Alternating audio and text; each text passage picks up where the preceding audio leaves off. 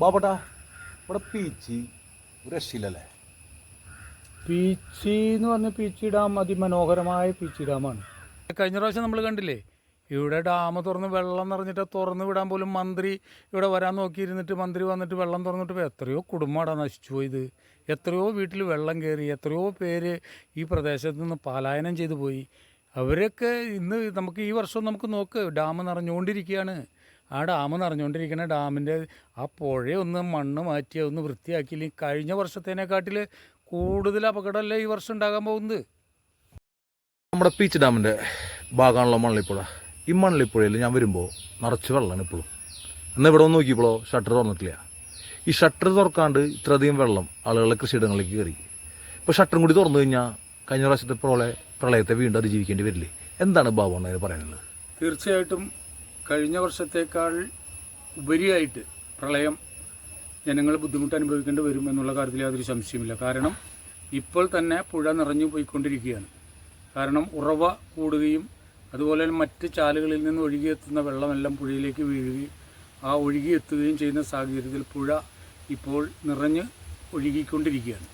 പെട്ടെന്നുണ്ടാകുന്ന മഴയിൽ നമുക്കറിയാം, ഏകദേശം രണ്ടാഴ്ചയ്ക്കുള്ളിൽ ഡാം തുറന്നു വിടുകയും പെട്ടെന്ന് ഇത് ഒഴുകിപ്പോകാൻ, വെള്ളത്തിന് ഒഴുകിപ്പോകാൻ പറ്റാത്ത സാഹചര്യം വരികയും അടുത്തുള്ള കൃഷിയിടങ്ങളിലേക്കും വീടുകളിലേക്കും വെള്ളം ഒഴുകിയെത്തി കഴിഞ്ഞ വർഷത്തേൽ ഉപരിയായിട്ട് പ്രളയം ഈ നാട്ടിൽ സൃഷ്ടിക്കുവാനാണ് ഇവിടുത്തെ ഭരണകർത്താക്കൾ ഇത് മുൻകൂട്ടി കാണാതെ ചെയ്യുന്ന ഒരു പ്രവർത്തനമാണ്. പുഴ വൃത്തിയാക്കാൻ പല പ്രാവശ്യം ആവശ്യപ്പെട്ടതാണ്.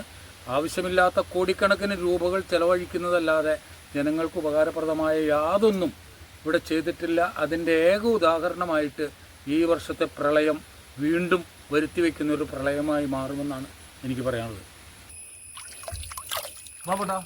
നമ്മുടെ പീച്ച് ഡാമിലെ വെള്ളത്തിൻ്റെ ജലനിരപ്പ് എങ്ങനെയാണ്? കഴിഞ്ഞ തിങ്കളാഴ്ച ഡാമിലെ ജലനിരപ്പ് 69.87 മീറ്റർ ആയിരുന്നു. ഇന്ന് രാവിലെ 11 മണിക്ക് 71.34 മീറ്ററാണ് ജലനിരപ്പ്. 1.47 മീറ്റർ വർധനവാണ് ഉണ്ടായിട്ടുള്ളത്. ഡാമിലെ പരമാവധി ജലനിരപ്പ് 79.25 മീറ്ററാണ്. ബാബട്ടാ, അപ്പോൾ നമ്മുടെ കണ്ണാറയിലെ ഉറപ്പംകെട്ട്, ഈ ഉറപ്പംകെട്ടും ടൂറിസ്റ്റ് കേന്ദ്രമല്ലേ? അതെന്തെങ്ങനെ കിടക്കണത്? അതിനെക്കുറിച്ചൊന്നും പറയില്ലേ ബാബട്ടന്? പീച്ചി ഡാം പോലെ തന്നെ കണ്ണാറയിലുള്ള ഉറപ്പംകെട്ട് എന്ന സ്ഥലവും ഏറ്റവും പ്രകൃതി രമണീയമായ അനേകം ടൂറിസ്റ്റുകളെ ആകർഷിക്കത്തക്ക രീതിയിലുള്ള ഒരു സ്ഥലം കൂടിയാണ് ഉറപ്പംകെട്ട് എന്ന് പറയുന്ന സ്ഥലം. ഈ ഉറപ്പംകെട്ട് ഏറ്റവും മനോഹരമാക്കുന്നതിനും ഇവിടെ അനേകം ടൂറിസ്റ്റുകളെ ആകർഷിക്കുന്നതിനൊക്കെ വേണ്ടി പ്രൊജക്റ്റ് തയ്യാറായി, പ്രൊജക്റ്റുകളെല്ലാം പാസ്സായി എന്നാണ് ഇവിടെ നമുക്ക് കേൾക്കാനായിട്ട് സാധിക്കുന്നത്. 5 കോടി രൂപ അതിനുവേണ്ടി പാസ്സാക്കി വെച്ചിട്ടുണ്ടെന്ന് പറയുന്നതല്ലാതെ നാളിതുവരെയായിട്ട് അതിനൊരു വികസന പ്രവർത്തനത്തിനുള്ള തുടക്കം കുറിക്കാനോ അല്ലെങ്കിൽ ഈ ഉറപ്പംകെട്ടുമായി ബന്ധപ്പെട്ട് ഒരു റോഡ് എങ്കിലും സഞ്ചാരയോഗ്യമാക്കുവാനോ ഇപ്പോൾ കടന്നു വന്നുകൊണ്ടിരിക്കുന്ന ടൂറിസ്റ്റുകളെ ഈ പ്രദേശത്തേക്ക് അപകടം കൂടാതെ എത്തത്തക്ക രീതിയിലുള്ള ഒരു വഴിച്ചാല് പോലും ഇല്ലാതെ ഇപ്പോൾ ഇവിടെ ടൂറിസ്റ്റ് കേന്ദ്രം ഒരു നിർജീവമായി കിടക്കുകയാണ്. ഈ ഉറപ്പംകെട്ട് ഏറ്റവും മനോഹരമാക്കുകയും ടൂറിസ്റ്റുകളെ ആകർഷിക്കത്തക്ക രീതിയിൽ ഈ പ്രദേശം ഏറ്റവും നല്ല രീതിയിൽ ആക്കുകയാണെങ്കിൽ പാണഞ്ചേരി പഞ്ചായത്തിൽ തന്നെ ഏറ്റവും വരുമാനമുണ്ടാക്കത്തക്ക ഒരു സ്ഥലം കൂടിയാണ് ഉറപ്പംകെട്ട്. പ്രകൃതി സുന്ദരമായ ഒരു സ്ഥലം തന്നെയാണ് ഉറപ്പംകെട്ട്. പക്ഷേ ഇവിടെ അപകടങ്ങൾ പതിയിരിക്കുന്നുണ്ടെന്നുള്ള കാര്യം നമുക്കറിയാം. ഇവിടെ കഴിഞ്ഞ 2-3 വർഷങ്ങളിലുള്ളിലായി നിരവധി മരണങ്ങൾ നടന്നിട്ടുണ്ട്.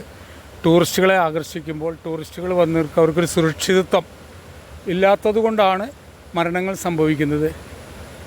ഇത് കൃത്യമായി ഈ ടൂറിസ്റ്റ് കേന്ദ്രത്തെ ക്രമപ്പെടുത്തി നല്ല രീതിയിൽ ടൂറിസ്റ്റുകളെ ആകർഷിച്ചാൽ പാണഞ്ചേരി പഞ്ചായത്തിൽ ഏറ്റവും വരുമാനം ഉണ്ടാക്കുന്ന ഒരു സ്ഥലമായിട്ട് ഉറപ്പംകെട്ട് മാറും. പക്ഷെ പഞ്ചായത്തിന് വരുമാനം ഉണ്ടാക്കുന്നതോടൊപ്പം തന്നെ ഇവിടെ വരുന്ന ടൂറിസ്റ്റുകൾക്ക് സുരക്ഷിതത്വം ഒരുക്കേണ്ടതും പഞ്ചായത്ത് തന്നെയാണ്. ഇപ്പോൾ വരുന്ന ടൂറിസ്റ്റുകൾ വരുന്നുണ്ട്, ഇഷ്ടംപോലെ. മഴക്കാലമാണ്, വെള്ളം ഒഴുകിപ്പോകുന്നത് കാണാൻ ഒട്ടനവധി ആളുകളാണ് ഈ ഉറപ്പംകെട്ടിലേക്ക് വന്നുകൊണ്ടിരിക്കുന്നത്. യാതൊരു വിധമായ സുരക്ഷിതത്വവും അവർക്ക് നിലവിലില്ല. അവർക്കൊരു സുരക്ഷിതത്വം ഒരുക്കുന്നതോടൊപ്പം ഇവിടെ ഒരു ടോക്കൺ വെക്കുകയാണെങ്കിൽ കൃത്യമായിട്ട് പഞ്ചായത്തിന് വരുമാനം കിട്ടാവുന്ന ഒരു സംവിധാനം കൂടിയാകാം. പീച്ചി ഡാം പോലെ തന്നെ സുരക്ഷിതമായി ഇവിടെയും മുന്നോട്ട് കൊണ്ടുപോകാനായിട്ട് സാധിക്കും. ഈ ഷട്ടറാണ് ചീനിക്കടവ് പ്രദേശത്തേക്കും അതുപോലെ തന്നെ കണ്ണാറ ഉദയപുരം കോളനി വരെ വരുന്ന ആളുകൾക്ക് കൃഷിക്ക് ആവശ്യമായ രീതിയിലുള്ള മാരാരുടെ കാലത്ത് പണി കഴിപ്പിച്ച ഒരു ചാലാണ് ഇവിടെ കാണുന്നത്. ഈ ഷട്ടർ തുറക്കുമ്പോൾ ആവശ്യമായ വെള്ളം വേനൽക്കാലത്തും ഈ ഷട്ടർ തുറക്കുമ്പോൾ ഈ കെട്ട് അതിനു വേണ്ടി പണിത കെട്ടാണ്. ആവശ്യമായ വെള്ളം അവിടെ എത്തിക്കുന്നതിന് വേണ്ടിയാണ്. എന്നാൽ കഴിഞ്ഞ വർഷങ്ങളിലൊക്കെ ആ പ്രദേശത്തുള്ള ആളുകൾ കൃഷിക്ക് ഉപയോഗിക്കുവാൻ വേണ്ടി വളരെയധികം കഷ്ടപ്പെട്ടു. ഈ ചാല് മുഴുവൻ ഇവിടെ മുതൽ അങ്ങറ്റം വരെ പൊട്ടിപ്പൊളിഞ്ഞു കിടക്കുകയാണ്. ഇപ്പോഴത്തെ ഭരണസ്വാധീനം വെച്ച് നോക്കുമ്പോൾ MLA ആയാലും റവന്യൂ വകുപ്പ് മന്ത്രിയായാലും ജില്ലാ പഞ്ചായത്തായാലും പഞ്ചായത്തായാലും ബ്ലോക്ക് പഞ്ചായത്തായാലും എല്ലാ ഭരണവും ഒരു കുടക്കീഴിൽ നിൽക്കുമ്പോൾ ഈ പ്രദേശത്തെ മുഴുവൻ ആളുകൾക്കും കൃഷിക്ക് ഉപയോഗിക്കാവുന്ന ഈ ജലസ്രോതസ് അത് ഏറ്റവും ദുർഘടമായി കിടക്കുകയാണ്. ഇവിടുന്ന് വെള്ളം അങ്ങോട്ട് എത്തിക്കാൻ പറ്റാത്തൊരു സാഹചര്യമായിരുന്നു കഴിഞ്ഞ വർഷങ്ങളിലുണ്ടായത്. 4 മഴ പെയ്തപ്പോൾ തന്നെ നമ്മുടെ പുഴയുടെ വെള്ളമൊഴുകുന്ന ഗതി ഓരോ കൃഷിയിടങ്ങളിലേക്ക് കയറി കഴിഞ്ഞു. ഇനിയും പീച്ചി ഡാം നിറഞ്ഞ് ഷട്ടർ തുറന്നാൽ കഴിഞ്ഞ വർഷത്തേക്കാൾ കഷ്ടമനുഭവിക്കേണ്ടി വരുന്നത് ഈ നാട്ടിലെ ജനങ്ങളാണ്. അതിനെല്ലാം കാരണം കഴിഞ്ഞ കുറേ കാലങ്ങളായി ഞങ്ങൾ പറഞ്ഞുകൊണ്ടിരിക്കുകയാണ്.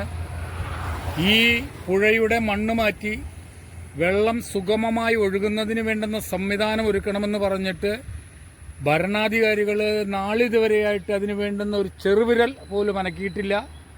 അതിൻ്റെ ഫലമനുഭവിക്കുന്നത് ഈ നാട്ടിലെ ജനങ്ങളാണ്. ജനങ്ങൾ കഴിഞ്ഞ പ്രാവശ്യം അനുഭവിച്ചതിലും കൂടുതൽ അനുഭവിക്കേണ്ടുന്ന സാഹചര്യത്തിലേക്ക് എത്തിയിരിക്കുകയാണ്. ഇതിനൊരു പരിഹാരമായിട്ട് ഇനി ചെയ്യേണ്ടത്, ഇനിയിപ്പോൾ ചെയ്യാന്ന് പറഞ്ഞു കഴിഞ്ഞാൽ സാധിക്കാത്ത കാര്യമാണെങ്കിലും കഴിഞ്ഞ ഒരു 2 മാസത്തിന് മുമ്പ് ഇതിന് വേണ്ടപ്പെട്ട ഉത്തരവാദികൾ ഭരണാധികാരികൾ അത് ചെയ്യേണ്ട കാര്യങ്ങൾ ചെയ്യാത്തത് മൂലമാണ് ഈ വർഷവും ഈ ദുരിതം അനുഭവിക്കേണ്ടത് വരുന്നത്. നമുക്കറിയാം, ഈ പുഴ സുഗമമായി വെള്ളമൊഴുകുന്നതിന് വേണ്ടിയ സൗകര്യങ്ങൾ ഒരുക്കി കൊടുക്കാത്തത് മൂലം ഈ വർഷവും ജനങ്ങൾ പൂർണ്ണമായും വളരെയധികം പ്രതിസന്ധി നേരിടേണ്ടതായിട്ട് വരും എന്നുള്ള കാര്യത്തിൽ യാതൊരു സംശയമില്ല.